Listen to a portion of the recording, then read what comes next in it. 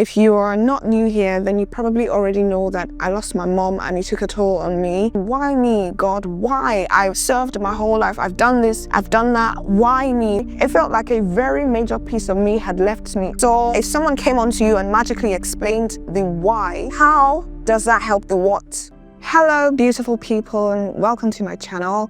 This is one video that I had very strongly in mind to do for a while. I'm sharing it for that Christian lady, that Christian brother whose faith is struggling, or who's just finding it hard to believe and trust God, and who's having doubt along their, just on their Christian journey. If you are not new here, then you probably already know that I lost my mom and it took a toll on me. The part that I don't think I really went into when I talked about it is what it did to my faith. I just slightly mentioned it, but it was a very, very big problem. When it happened, because my mom was a praying mother, I had prayed as well about the situation. In fact, my mother died on a mountain. And the reason was that she trusted God so much that she got to a point where she thought, if I've not received it yet, there's no harm in praying more and just being patient and waiting for God to do it, because I trust that He can do it, which I don't see what's wrong with. It just makes sense because she was that much of a believer. And myself, on the other hand, I was praying and I was trusting God. We were really hoping that things were going to go well, but she passed. And it was also an embarrassing situation, with just the whole thing, and with the place that she passed being a place that people had suggested that she wasn't meant to be, or she wasn't meant to be too frequently. Being the church woman was too much. You didn't have to. So naturally, my logic kicked in, and my logic was asking, well, when it's a job, if I work hard at it, that's probably something I can keep. There are non-Christians who work very hard, who make very smart plans, and who build successful careers or successful lives, even though they're not Christians. But with being sick, for example, with losing someone, that's not something where any degree of intelligence or any degree of hard work can save you. So my logic was that it was the one place where God could have come through for me and loved me hard, and He was listening to me, that He failed me. So naturally, I didn't want to go to church. I didn't want to serve. I didn't want to hear it. When people made statements like, God will come through, God will help you, it was just a trigger, and I just wanted to get out of the situation. I had logically gone through the story so that I now started to think, perhaps God never did hear my prayers. Perhaps the things that happened because I worked hard. Thankfully, this is not the generation of Christians who play religion. Playing religion being having struggles and not being able to talk about it because you're a person of faith. And that's why, thankfully, we can have conversations like, hey, I'm struggling with my faith right now. I'm struggling to trust God. I really don't want to go to church, if I'm being honest. I don't want to hear anything about God. And just be open and honest. Or I struggled with my faith recently, or I struggled with my faith in the past and it was very heavy, but now I'm better, as is the case with me. I think for starters, let's deal with the famous question of why. Why me? I've served you my whole life. I believed you my whole life. I was trusting with the word. Gospel songs in my ears all the time. I was praying as I was cleaning the house, praying as I was working, praying during my break, whispering to you every chance I got that I really wanted you to sort this out. And I was doing it with all honesty, and you could see that it was going to break me if it didn't happen. Why then did you watch it? Why me? Why do I have to go through this? And the response really is, why not you? And it was a response that jumped onto me from a book titled Crushing by Bishop T.D. Jakes. I think that we have come to a place where, as Christians, we think that bad experiences are exclusive to non-Christians, or trials or just not very pleasant things are exclusive to non-Christians. And before anyone comes to me with all that, oh, Christians are triumphant over everything. You can confess it, you can pray it, you can trust it, you can sow it, I did everything.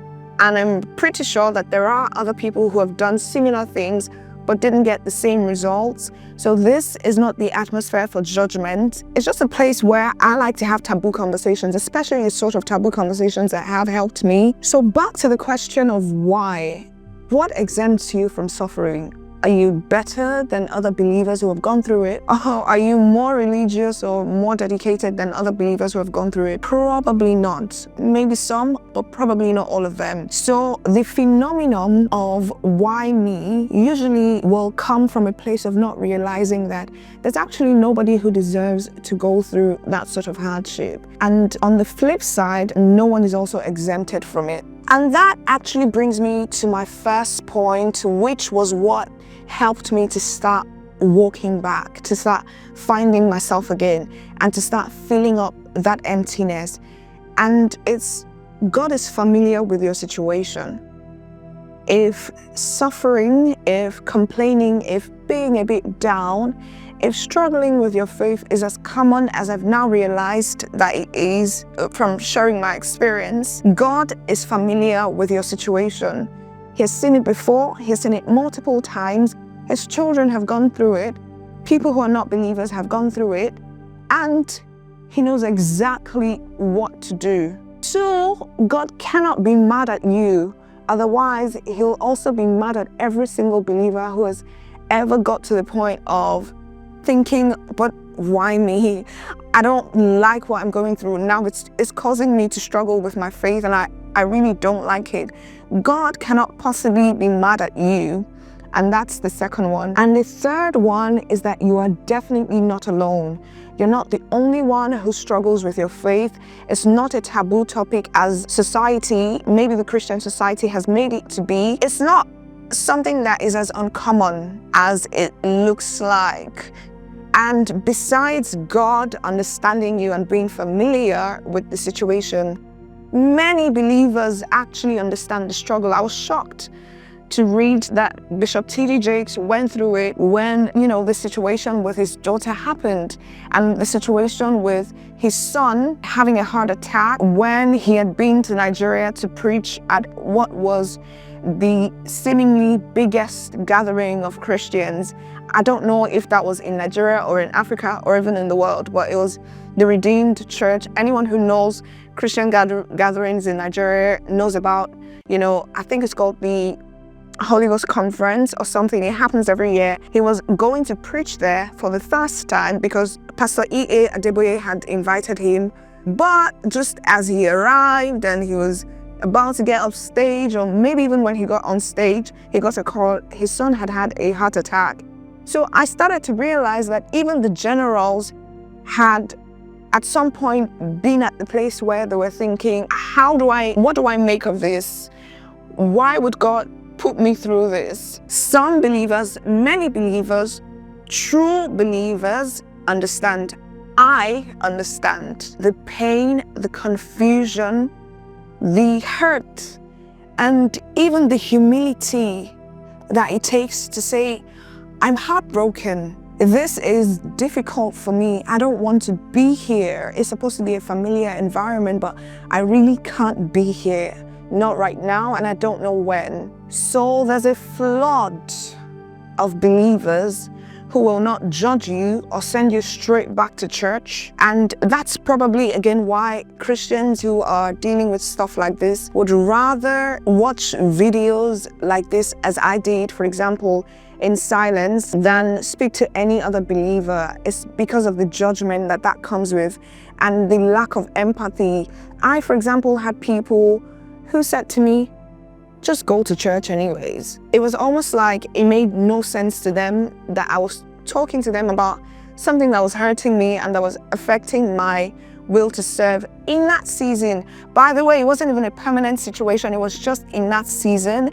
But I got comments like, you still need to come to church. I got daily calls, and I'm not talking about calls of, hey, we're just checking on you. We're just checking to make sure that you're okay.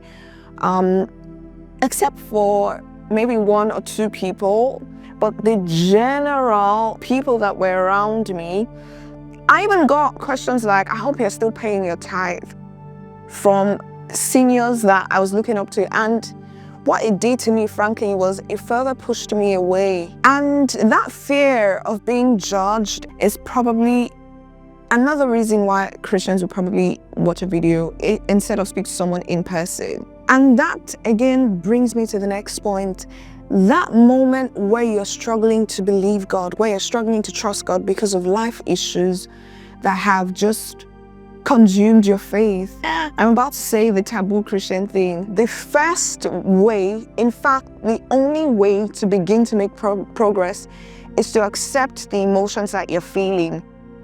I don't know why, but for some reasons, Christians forget that you were first a human being before you became a Christian. And it is true that once you're born again, you're born anew, and it's now God's Spirit in you, and that provides you an avalanche of things that you have access to, blessings and healings and all these things, and I believe them. But I don't think God didn't know what he was doing when he put emotions there. Processing those emotions, for example, have brought me a certain type of wisdom. I wonder if to call it wisdom, but just warmth that I can offer to people with my words, warmth that I can offer to myself from my spirit now, warmth that I didn't know that was available to me if I hadn't allowed myself to accept for starters that I was struggling.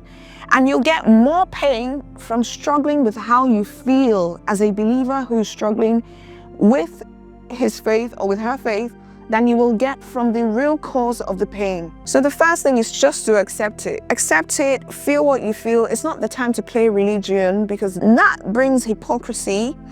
It makes you come across as unrelatable. There are many Christians in my life, even senior figures, that I think have lost the relatability, the human compassion. They've just lost the ability to feel what other people feel. And I don't know if you can help anyone until you're able to put yourself in their shoes and feel what they feel. And again, I still believe in the avalanche of things that are available to you, including healing, including strength and the ability to move on by God's Spirit. But I don't think that one truth is exclusive of the other. In other words, I don't think that you have become immune to feeling some of these emotions that are not necessarily pleasant just because you are now a Christian who lives triumphantly. In fact, there'll be no need for faith if fear wasn't a factor. If you never ever hit rock bottom as a Christian, why do you have to trust God? Why would you have to invoke, I don't know if the word is invoke, but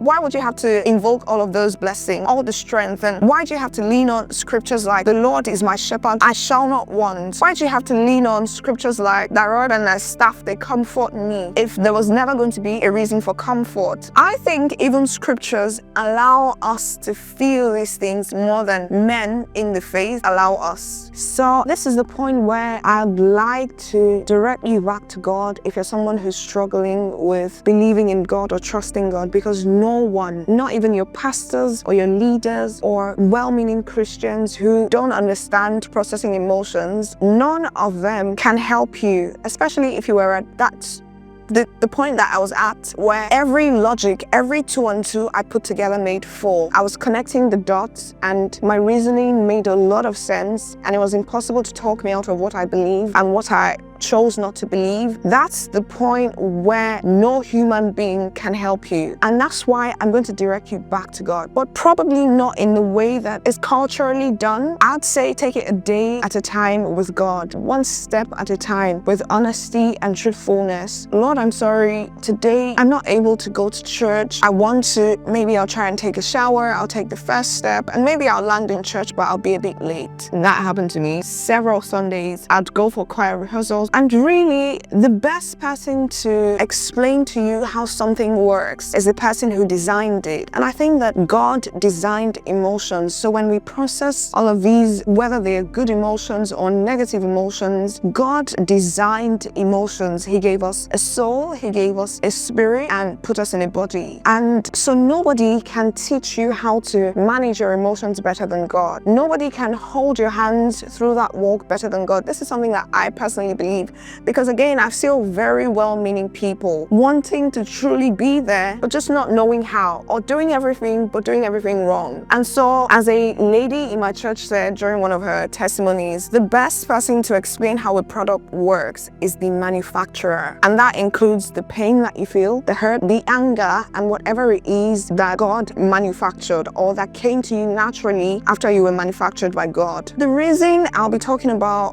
going back to God and letting the manufacturer really do his thing is a scenario that Bishop T.D. Jakes had shared in his book Crushing, and it was the sample of the grapes. You know, grapes as unto wine. If the grapes could speak, they probably would tell the farmer, leave me alone, I want to hang on the tree and just be there. But if the grapes are not crushed, they'll never become wines, and wines are more expensive. They're the more refined version of grapes. They are probably what I was trying to talk about when I was saying that the version of me that has come out of struggling with believing in God is an even stronger Christian than I was before the struggle, and the struggle was immense. So it's that, just trusting that the manufacturer knows what to do with how you're feeling and how exactly to walk you through it. So maybe not right now, and maybe not in the way that you prefer, but it will get better. I can promise you, because I'm living proof. I've managed to share my story along with what I'm trying to share with you. It will get better. It does get better. And finally, I just want to throw some questions out, and I hope that they will trigger some thoughts and that the thoughts will be helpful, because those were the thoughts that were triggered and that helped me, in addition to the things that I've explained. It's one, can you still trust God when he doesn't answer? Because think about it, isn't it easier to trust someone, or to trust even God, since that's the subject, when everything is smooth and rosy and there's no crooked path and it's all beautiful? Anybody will trust God in a situation like that. Anybody will be obedient. Anyone will do what is expected of them because everything is beautiful. But the true test of trust, the true test of obedience is when it's hard, and when your logic, your emotions, your thoughtfulness, your intelligence, everything kicks against it. That's when your obedience and your faith and your heart and your trust, that's when all of those things are established. Another question that I think will trigger thoughts that may bring you healing is, what difference does it make why you're going through what you're going through? You're already dealing with the what. And that's something that jumped onto me when Bishop was, I don't know if now this was one of his teachings or if it was also in that book, but really right now you're struggling. Some things have happened to you. They've caused your faith to shake. And that is the what on the table. It's not the time to bother yourself about the why, because the why question, why me, God? Why? I've served my whole life. I've done this, I've done that. Why me? The why question can be so bothersome, and it's a question that you probably will never have an answer to, and it puts more pressure on you than anyone should be going through, especially at a time when you're still dealing with the what. Plus, it makes no difference at all if you found the answer. So if someone came onto you and magically explained the why, how does that help the what? What happened still happened. The third question is, how stable was I when I trusted God, and when I followed the faith, and when I lived in his doctrine, and when I did the things that the scriptures commanded? How peaceful, what sort of energy did I get from that? Because something I observed was that even though I was struggling with my faith, I wasn't at peace. There was a void that only Jesus could fill. There was a void that I just really needed to. I knew that my stability was not there. I knew that something was missing. Every day when I woke up, every Saturday when I was supposed to be in church for rehearsal, or if it was a Thursday that we were rehearsing for that week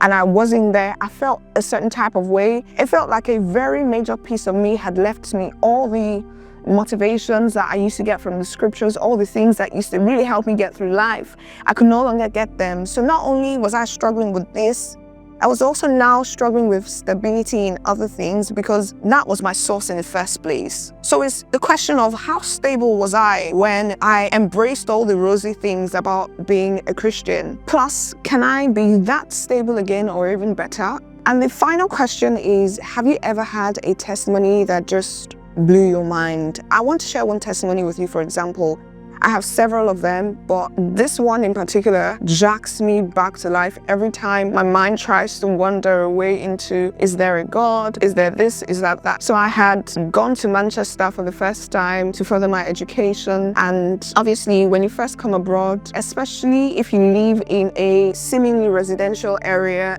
and by residential, I mean it's built a certain way where the houses look the same, the roads look the same. Everywhere just looks even more the same to you because you're new. It looks the same to someone who has been there for a long time, but it's even worse when you're new. So this day, I didn't know that I had run out of data because in school, I was connected to Wi-Fi, and it was only when I got to the city center and didn't have Wi-Fi on my phone anymore, and I tried to use the map to get home from the city center, that I realized that my data had run out of something, but I didn't have internet to put. Everybody in the UK knows that the map is your saving grace when you are new. You have no map, you have no life. You're going to be lost, and it will take 10 business days to find you. I just muttered a prayer in my mind as I was going. I was just managing myself with my prayer. So I got on a bus that felt familiar. By the way, I had done the route maybe once or twice, so I was not a complete stranger, but I hadn't done it enough to know it. So I managed to get on a bus that felt like the right bus. Now, I thought, like you will do in Nigeria, you could just ask people, oh, I'm going to XYZ place, and somebody will just tell you, oh, you need to get off at XYZ and walk towards your left, walk to your right, and ask someone and they'll show you. But it wasn't the case. Nobody on the bus that I asked knew where I was going to. To make matters worse, when I decided I was going to ask for Wi-Fi, just ask, because there's a proverb where I'm from, Abiriono Kishino. So I thought, well, if I'm asking for how to get there and I can't find it, maybe I can ask for internet and just explain that. Or it's because I need to get home and I don't even know where to get off. I don't even know if I'm certainly on the right bus. I don't even know this, I don't know that. Everyone seemed to not have data. And that's very unlike people in the UK. Most people do have data, but on that day, it was the locals, and the locals are usually people who are already familiar with the route. They know where to get the bus. They don't really use the map as much. So I had done this little, I'm about to start crying, if anyone knows what that means. But I still summoned courage. By the way, by now everyone was getting off the bus, and it was just me. I had now summoned courage to ask this one gentleman who looked familiar. He looked even Nigerian, and I thought, oh, I'm going to ask this man. Maybe he'll know where I need to get off. Now, the man starts to explain to me that there was a likelihood that I had gone past my bus stop, and his explanation made sense because I'd actually been on that bus longer than I should have, because I was now thinking, oh, normally from the last time that I went to school, it took me maybe, I don't remember the exact figures now, but for example, it took me 30 minutes to get off the bus. Now it's been 1 hour and I'm still on the bus. So what this man is saying makes a lot of sense. Perhaps I've gone past it, and I didn't have any money with me. All the little other change I had was at home, and I just wanted to go home. And so I pressed the button to get off the bus. My eyes were welling up. I was ready to just find one corner and start crying. Then later I'll put myself together and I'll continue again the journey to asking for Wi-Fi or asking for somebody to help me home or whatever. I press the button, I get off the bus, and it's my bus stop. It's not just my bus stop. By the way, when something happens and is too apt, you will first think, oh, well, it could just be, again, I'm new and everywhere looks the same. So maybe that's what has happened. Maybe the bus stop just really looks the same. There's almost always a McDonald's advert everywhere anyways. So I find a barber shop. The barber shop looks familiar. I decide, no, it cannot be the same barber. I walk in, I ask them for Wi-Fi because I'm still thinking, oh, I need to find my way home. I put my home address on the map and I realized it's just about 10-12 minutes walk from where I am standing. So indeed, it was the right bus stop. Several other testimonies, but I have found that testimonies, especially powerful ones that your logic cannot justify, you just know that everything was wrong and it could only have been God arranging something, have a way of reminding you that God knows exactly what to do and He'll take care of you. And that's everything that I have for you guys today. I just wanted to share my journey with you, and I really hope that it blessed you. I really hope that it blesses anyone around you who may be struggling with their faith, who you may want to share the video with, but again, only if they're open. We've just talked about emotions and how you need to respect the emotions of anyone who's, you can just ask their permission to share a video from, just the story of someone who may be similar to theirs. And I really, really hope that at least one person is touched and that it helps you.